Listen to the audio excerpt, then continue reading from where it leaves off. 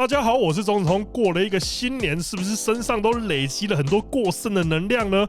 那就来看几部作品，好好的消耗一下吧。首先第一部就是我们的河北小姐演出这个护理师作品。我先说啊，我个人是觉得实用度拉满。剧情描述男主因为打棒球受伤住院，当然打棒球是要怎么样让手伤成那样，我是很困惑的。但是双手都包起来的状态下，当然就无法处理自己的欲望。于是护理师河北就会在各种场合出来帮男主解放，随着住院过程还会解锁右手，让玩法更多元。到最后双手康复，当然还是要跟河北在出院前再来一发。本作不管是造型、剧情、演出，我都蛮喜欢的，推荐给大家。接下来这部也是本月份让我心情大好的一部，也就是 S1 的美角担当星宫一花，而且第一部就是中出解禁，哇，厉害了！我相信这绝对是各位腿控的福音啊！当然，对演员来说，能留在顶尖的 S1 一定是最好，但是移籍不次也是一个转机。作品风格的改变有时又在创一波高峰，在这边就祝福星宫小姐在新片上有更多精彩作品。接下来这部由桃乃木香奈小姐演出，内容十分硬派啊，描写偶像为了出道实现梦想，只好将自己的身体奉献给中年干爹们，看得非常的心酸啊。当然，桃乃木在作品当中的偶像造型也是非常适合他，但就是因为这种代入感超强的作品，看的实用感跟罪恶感都是加倍，推荐给各位。然后我们接着看到这部作品，小花暖加入马丹娜之后最新力作，人妻模特儿这个系列一直有它的精彩度保证。小花暖一直以来虽然产量很高，但是就是演出品质有高有低，成为专属之后，这个问题渴望化解。就像这一部，那个眼神真的到位，让我看了大为激动啊！接着这部又是一部光看封面就超有感的作品，看到老师跟学生在房间一整天，一般我们都会想到男教师输给女学生的诱惑，但是这次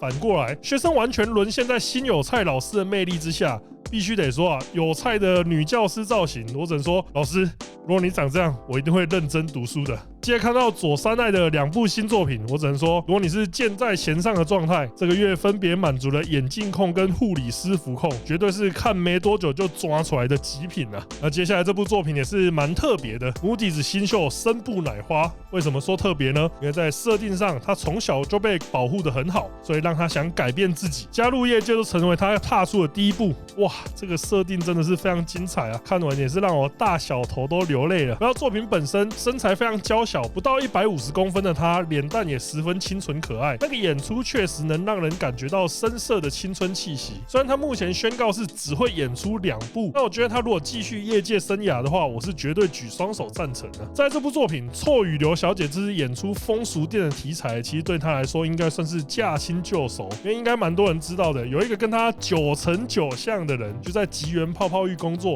当然我们不能在这边说就是本人，只能说生物特征9成99像。当然回到作品本身，臭小姐在演出服务过程的时候，那个肉感冲击还是非常强的，是一部让你看完之后马上想去打电话预约的作品啊。接下来看的作品由都月刘一莎小姐演出，扮演一位银行员，有着好工作，跟丈夫生活也很美满，想不到一个银行抢案永远改变她的生活。那这部的看点当然就在银行员跟黑丝造型，加上那个锻炼的相当到位的身材，被众悍匪轮流欺凌。虽然画面很残忍，但实用性真的高。接下来这部作品呢，则是 Idea Pocket 的新秀佐佐木沙希小姐。那我觉得她优势当然就在那张脸蛋，这次的卖点就在让她摸阿明转倒灰，相信可以满足那些想要看到美丽的事物被玷污的影迷啦。接下来则是看到 S1 的义武小姐在这个月被借降到马丹娜去，只能说这个20周年庆祝计划真的是神，创造很多意想不到的火花啊！就像这次真的是剧情优秀，演出也实用，描写一手把男主养大的嫂子义武，男主心中当然也是对他充满敬仰与爱意，想不到就在自己的面前啊，被朋友结成结弦给吃了。我操！平常网络论坛就恨他恨得牙痒痒，要是他真的是你朋友，还把你重要的女性给睡走，大概会当场脑血管爆裂啊！接下来我们看这部作品，描写在便利商店打工的中山文香小姐，因为自己的丈夫在床上实在太逊，大概逊到像是玩完死歌还要问唱哪的程度，于是跟便利商店的小鲜肉同事日久生情，直接把补货时间当成运动时间，看得我是非常羡慕啊。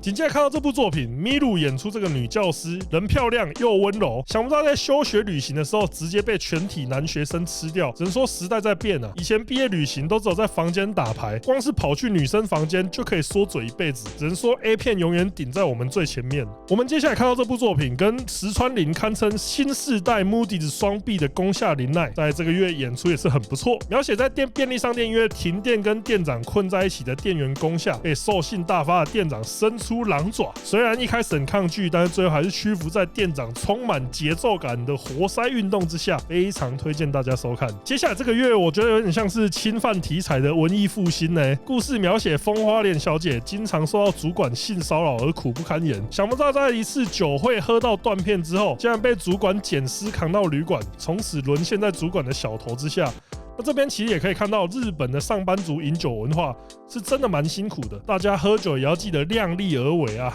再来我们来看这部2次元改编经典，由美原和花跟仓木狮之演出，改编的是引起超高度讨论的作品。故事描述男主把黑长直正妹跟短发活泼型正妹带回家，结果被自己的帅大哥跟帅小弟夹走，自己完全没局。堪称现代普信男悲歌啊！接下来看这部清空光小姐的戏路一直是十分的宽广，不管学生跟人妻都驾轻就熟。这是演出这个方便的人妻，随传随到，只要你一个讯息，直接出现在饭店房间，跟你度过快乐的一天，好吃不粘牙。以前真的会觉得这种在饭店一整天的作品到底好看在哪？那我必须跟各位说啊，有去体验过一次这种作品的代入感，就会变得很强，推荐给大家。那接下来看到这部是 S1 又一位强者新人小坂七香小姐，身高172公分，9.5头身，作品内容中也是相当优质啊。看到她就会让我想到之前看过的讨论，到底是以前业界正妹多还是现在多？我只能说啊，我个人觉得现在演员平均水准绝对远胜当时，不管是保养品、科学技术。投入业界人口都是随着时代在成长，就像 NBA 以前会有张伯伦、卢阿手、大欧这种奇才，但是他们并不代表当时的平均水准。就跟以前也有非常优秀的演员，拿到现在也是非常顶尖，但除了他们之外，那个水准就有待商榷。好，我总之只是想表达，现在真的优质新人，每隔一阵子就会来一位，身体真的吃不消啊。接下来看到这部作品，只能说这种演出被欺负的题材，还得是三岸企划这种演技好的演员。故事描述参加同学会的三岸小姐不幸被以前拒绝过的男同学给下药，将这15年来的仇恨全都还给三岸小姐。这部的演出其实也有点像之前那个结婚前被陷害的题材，都是前面抵抗，后面整个沦陷的内容。演出真的入木3分，但是也要说这种行为请千万不要效法。接着看到是 Idea Pocket 新宠儿，之前也有介绍的长滨蜜梨小姐。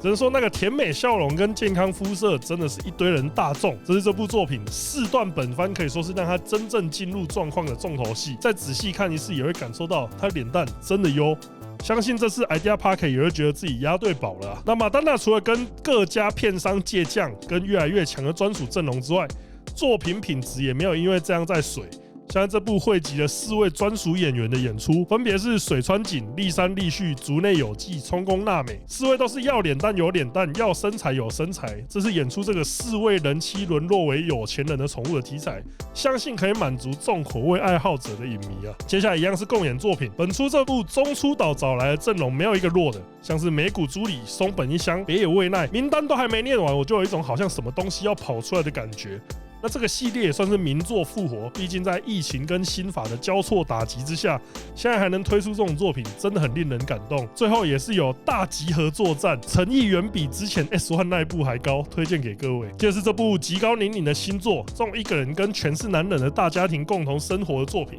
其实并不算很新鲜，但像极高这种专属来演出，真的就比较少见。在本作，他就尽责的管理了全家的生活起居，还帮助他们释放过剩的欲望，真的是非常辛苦呢。接下来是我们阿笠神木利所主演的作品，他也在日前 X 的追踪数突破30万，非常的不容易啊。那本作剧情描写神木小姐演出的辣妹，对于班上的阿宅同学非常好奇到直接帮他登短廊。看到这部，我只能说，我哭了。